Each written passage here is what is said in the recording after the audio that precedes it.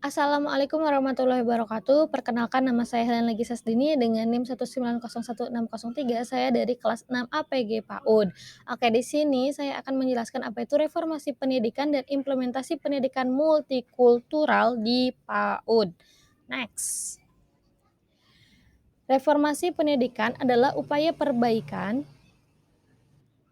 pada bidang pendidikan. Pada prinsipnya, pendidikan multikultural mendambakan persamaan hak, termasuk hak dalam mengakses pendidikan untuk semua orang, atau bisa kita sebut dengan education for all.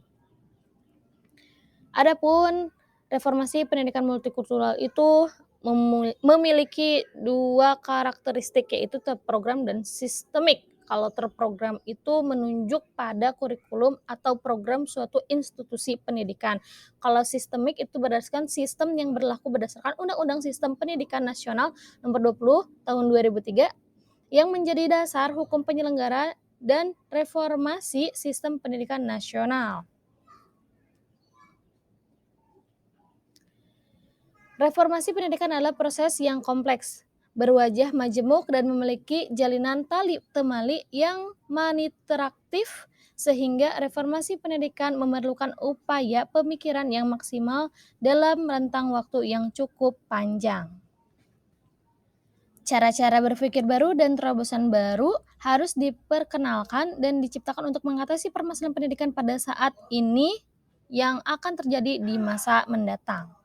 Untuk itu, dua hal yang perlu dilakukan dalam reformasi. Satu, mengidentifikasi berbagai problem yang menghambat terlaksananya pendidikan dan merumuskan reformasi yang bersifat strategik dalam praktis sehingga dapat diimplementasikan di lapangan. Oke, slide selanjutnya. Di sini tertulis bahwa implementasi reformasi pendidikan yang berada di antara kebijakan publik dan kebijakan yang mendasarkan mekanisme pasar tersebut memusatkan pada 4 dimensi, yaitu dimensi kultural, fondasional, dimensi politik kebijakan, dimensi teknik operasional, dan dimensi konseptual. Dimensi kultural itu meliputi aspek kultural yang dapat dibangun dan dikembangkan berdasarkan nilai-nilai dan keyakinan yang ada dalam dunia pendidikan. Berbeda dengan dimensi politik. Dimensi politik berkaitan dengan otoritas, kekuasaan, dan pengaruh termasuk di dalamnya negosiasi untuk memecahkan konflik-konflik dalam isu-isu pendidikan. Fokus kepada bagaimana untuk melancarkan strategi tersebut dari pihak dimensi politik. Berarti pemerintah terlibat untuk hal ini. Next, selanjutnya. Dimensi teknik operasional. Dimensi teknik bersangkutan dengan pengetahuan dan kemampuan profesional, berarti kita sebagai guru atau sebagai tenaga pendidik dan bagaimana keduanya dapat dikuasai oleh pendidik. Kemampuan guru yang dituntut dalam setiap reformasi pendidikan pada umumnya adalah kemampuan penguasaan materi, kurikulum, dan kemampuan pedagogik. Berarti ini sangat penting sekali tenaga profesional dalam bidang kependidikan. Next, dimensi kontekstual. Khusus mereka orang tua siswa yang memiliki kelebihan dalam harta dan pendidikan. Mereka perlu dilibatkan dalam proses formasi sejak awal. Dukungan masyarakat pada umumnya dan orang tua khususnya tidak sebatas dukungan finansial saja, tetapi jauh lebih luas, termasuk antara lain dukungan orang tua siswa dalam bentuk partisipasi untuk meningkatkan proses pembelajaran. Selanjutnya kita beralih kepada implementasi pendidikan multikultural di PAUD. Pendidikan multikultural di PAUD adalah merupakan wahana pendidikan yang sangat fundamental dalam memberikan kerangka dasar terbentuk dan berkembangnya dasar-dasar pengetahuan. Pendidikan anak usia dini berbasis multikultural perlu ditumbuh kembangkan sejak dini sehingga masa depan masyarakat dapat tertata dengan baik sesuai dengan cita-cita kemanusiaan sesuai dengan kultur masyarakat.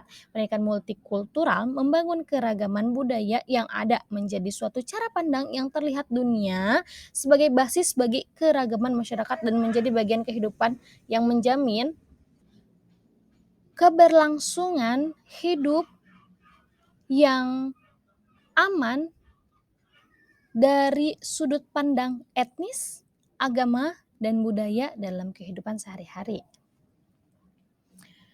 Kebijakan dalam pengembangan PAUD diarahkan untuk mewujudkan pendidikan berkeadilan, bermutu, dan relevan dengan kebutuhan masyarakat. Contoh kegiatannya menurut Yahya Suryana tahun 2015, implementasi pendidikan multikultural pada anak-anak dapat dilakukan dengan cara: 1. Memperkenalkan beragam bentuk rumah dan baju adat dari jenis yang berbeda, mengajak siswa untuk mencicipi makanan yang berbeda dari berbagai daerah secara bergantian, mendengarkan lagu-lagu daerah lain, menunjukkan cara berpakaian yang berbeda baik dari suku bangsa maupun negara lain, memperkenalkan tokoh-tokoh pejuang dari berbagai daerah dalam dan luar negeri, menunjukkan tempat dan cara beribadah yang berbeda, meminta siswa yang berbeda etnis untuk menceritakan tentang upacara perkawinan atau kebudayaan lainnya yang berbeda di keluarga luasnya, memperkenalkan beberapa kosakata penting yang berasal dari suku, bangsa, atau negara, seperti ras Amerika dengan bahasa Inggris dan lain halnya, misalnya matur nuwun itu adalah dari bahasa Jawa, atau mulyate, yaitu bahasa Batak, dan thank you sebagai bahasa asing yang dikenalkan kepada anak. Selanjutnya, memperkenalkan panggilan untuk anak laki-laki dan perempuan. Misalnya, upik itu bahasa Minangkabau, atau ujang itu panggilan kepada anak laki-laki di Sunda, dan sebagainya. Cukup sekian presentasi dari saya. Mohon maaf apabila ada kata-kata atau penyampaian materi yang kurang jelas dan banyak keluh dari penjabaran, sebab presentasi ini adalah presentasi yang sudah saya rencanakan dengan matang. Terima kasih untuk tetap stay tune dalam presentasi saya kali ini. Saya tutup. Wassalamualaikum warahmatullahi wabarakatuh.